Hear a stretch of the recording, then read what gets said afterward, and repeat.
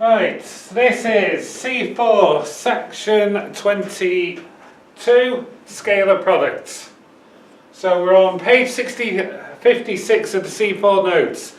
As with all these videos, please make sure that when you're taking notes that you pause at appropriate moments to make sure you copy everything down. Unlike real teaching, I won't be pausing and giving you a chance to write, so you will need to do that yourself as the video unfolds. So, page 56, scalar products. Now, scalar products of two vectors A and B is defined to be the modulus of A times the modulus of B times cos of theta, where theta is the angle between them. So here we've got a picture of the two vectors A and B, and theta is the angle between them. So that is what scalar product is. However, this is not the most common form of scalar product, and in fact it's not the easiest one to calculate, but it is very, very useful because it allows us in a lot of cases to be able to find out what that angle is between the vectors. Now, scalar product has various properties. If the vectors A and B are perpendicular, the angle between them is 90 degrees. So in that case, A dot B equals magnitude of A times magnitude of B times cos 90 degrees. But cos 90 degrees is equal to 0.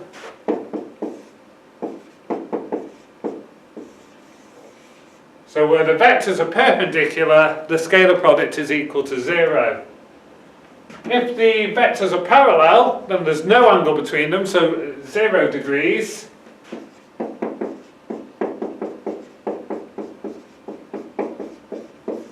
So we have the A dot B, so scalar product can often be, is called the dot product as well. A dot B equals magnitude of A times magnitude of B times cos 0 degrees. Cos 0 degrees is equal to 1.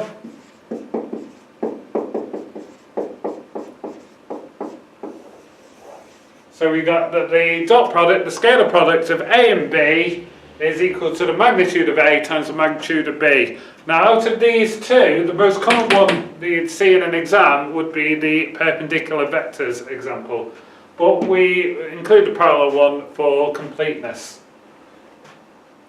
Now it can be shown that if the vector A is the column vector A1, A2 and A3, and the vector B is B1, B2, B3, that the scalar product A dot B is equal to A1, B1 plus A2, B2 plus A3, B3. Now we just need to know that fact for A level. If you want me to show you at some point why that is, to prove that identity, then by all means ask me and I'll show you.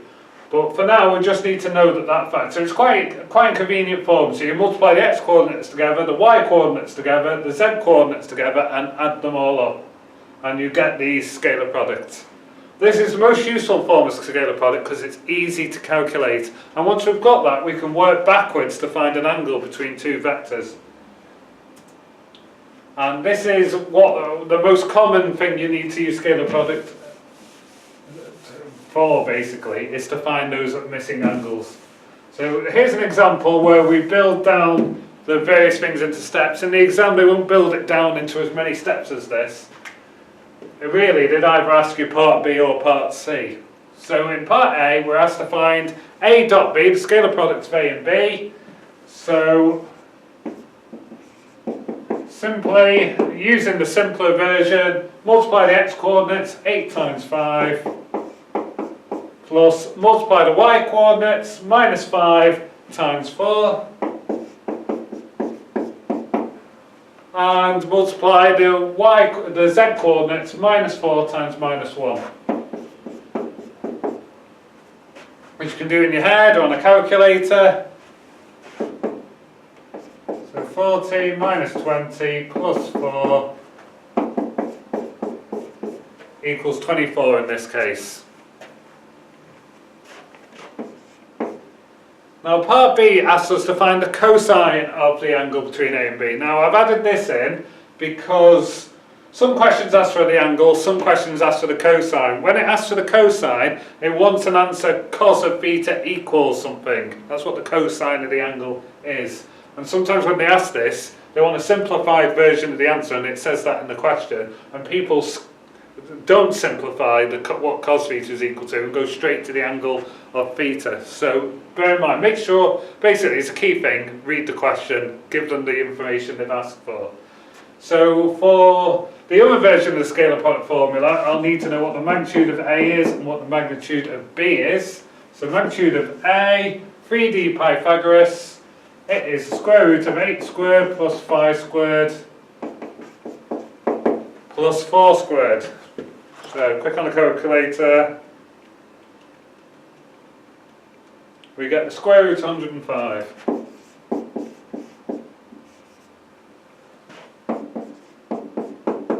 Then the magnitude of B. So the square root of 5 squared plus 4 squared plus 1 squared.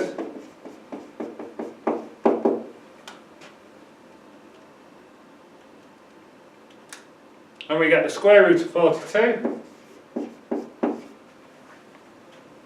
And then we can plug values into the other version of the scalar product one, the original one. So scalar product of A and B equals magnitude of A times magnitude of B times cos theta.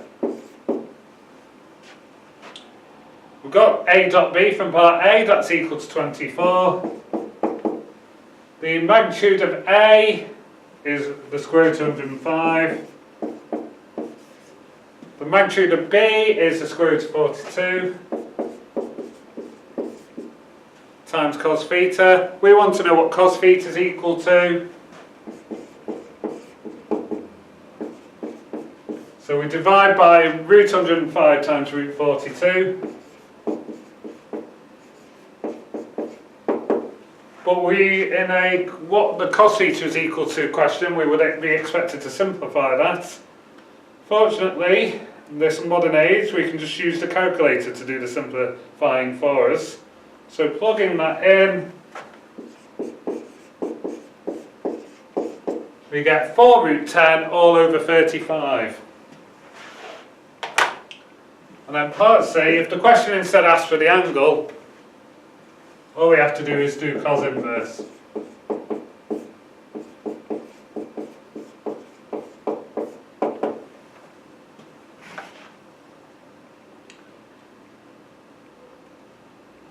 And in this case, we get 68.8 degrees.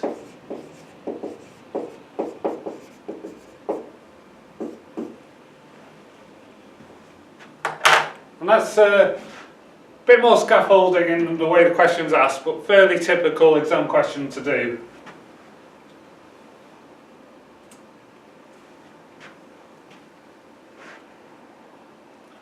So a bit more typically, in example 2, we're not given the scaffolding, we're just asked to find the angle between them. No idea that we need to use scalar product, though in these sort of questions, in a vector question, if they're asking you to find an angle, you're using scalar product.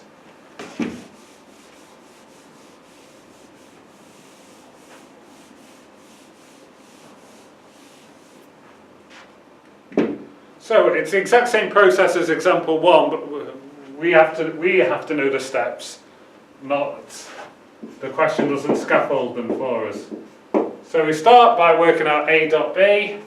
So that's x coordinates multiplied 1 times 2 plus y coordinates multiplied minus 3 times 5 plus z coordinates multiplied 2 times minus 4.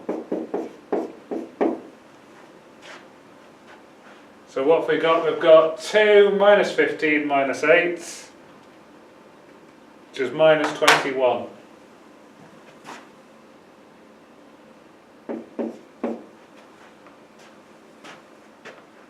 We'll need the magnitude of A and the magnitude of B to be able to do the other version of the scalar product. So magnitude of A, square root of 1 squared plus 3 squared plus 2 squared. Again, we're going to prefer exact answers. We get square root of 14.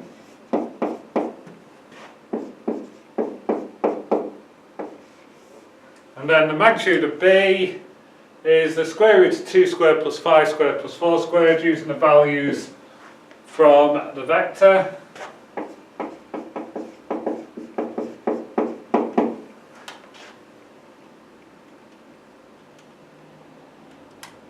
And we get 3 root 5. Then we need to stick those into the scalar product formula.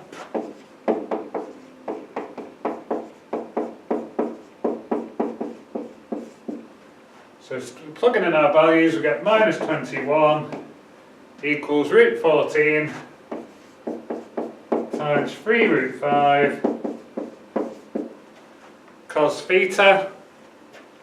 We need to do the cos inverse, we need to rearrange to cos theta equals. So we divide the minus 21 by the root 14 times the 3 root 5 and then cos inverse.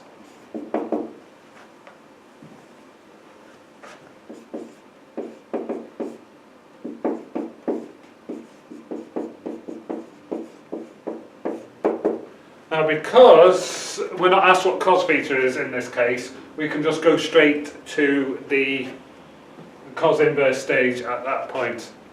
So do read the question, make sure you're going for what they actually want you to in the question.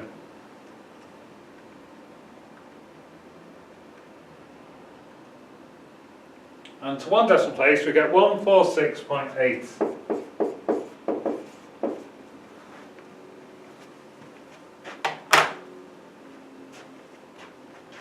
Now, you could have been asked a slightly different question. Instead of being asked to find the angle, you could have been asked to find the acute angle. Now, it turns out that if you get a positive value for your scalar product, you'll get an acute angle out automatically. If you get a negative answer, like we have here, minus 21, we will get the obtuse angle. Because basically, if you've got two vectors crossing, there's two different angles between them. There's an acute angle and a corresponding obtuse angle.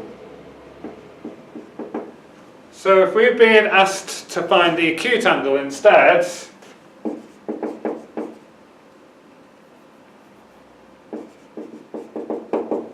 we simply need to do 180 degrees minus our obtuse angle.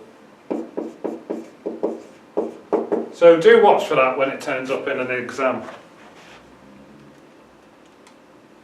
So our answer to one decimal place is 33.2 degrees.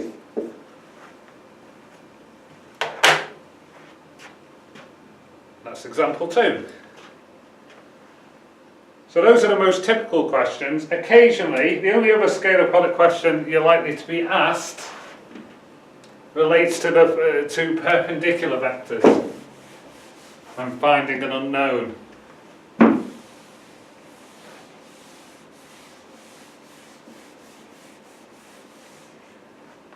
So in this instance, we've got a equals 2i minus 6j plus k, b equals 5i plus 2j plus lambda k. We're told they're perpendicular, and we're to try and find a value of the unknown lambda. So because they're perpendicular, we use the property that the scalar product of the two vectors is equal to 0. And then we actually do it, so 2 times 5 plus minus 6 times 2 plus 1 times lambda equals 0. So that gives us an equation that allows us to find that unknown. So we've got 10, take 12, which is minus 2, plus lambda is equal to 0, take the minus 2 across,